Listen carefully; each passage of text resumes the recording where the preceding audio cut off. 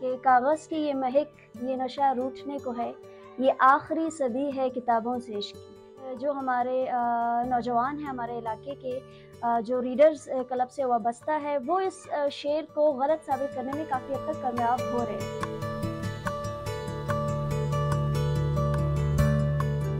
मैं तकरीबन 2 साल से इनसे राब्ते में हूँ, तो तकरीबन मैं 20-25 किताबें इनसे मंगवा चुकी हूँ।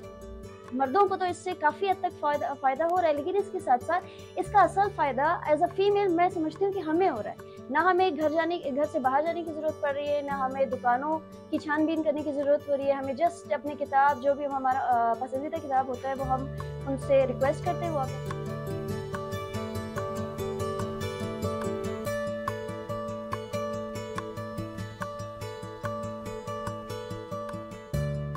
क्योंकि ये किताब जो है एक किस्म की हम लोगों की दोस्त है और मालूमात हासिल होती है हम लोगों को दुनिया के बारे में, माहौल के बारे में।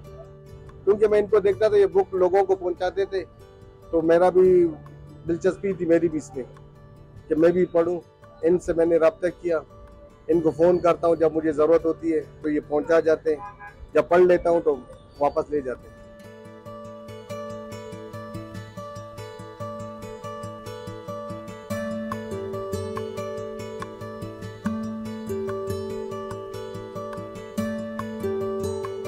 ख़वातीन भी इस चीज़ से महरूम हैं, लाइब्रेरी नहीं आ पाते। और हमारे यहाँ ऐसे भी लोग हैं जो माजूर है, जो लाइब्रेरी नहीं आ पाते, ख़ासकर जॉब में है, जो भी काम करते हैं, मजदूरी करते हैं दिन रात, और रात को वक्त होता है वो किताबें पढ़ने के लिए लाइब्रेरी नहीं आ पाते। तो हमने सोचा क्यों ना इस तरह का स्टेप उनको घर में बैठ कर किताबें पढ़ाएं, ताकि वो इल्म जैसे दौलत से रोशनास हो जाए।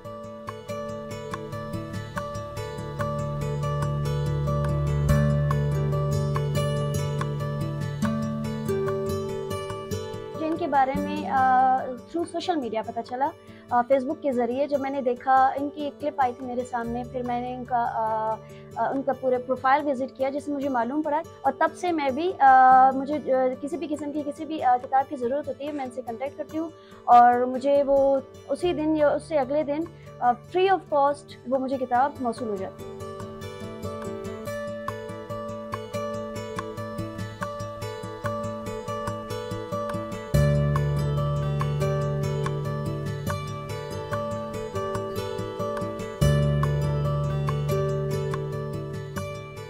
4 साल हो रहे हैं हमने ये सर्विस शुरू की। शुरुआत में तो सिर्फ कोयटा और कोयटा में स्पेशली सरियाब तक हम महदूद थे, लेकिन इन 4 सालों में अब हम कोयटा न सिर्फ पूरे कोयटा कवर करते हैं, बल्कि कोयटा के बाहर बलूचिस्तान के तकरीबन 5 बड़े शहरों में, जिनमें मस्तूम, खारान, वार्ड, नसीराबाद, पंजगू शामिल हैं। इन सब में हमारी सर्विस है।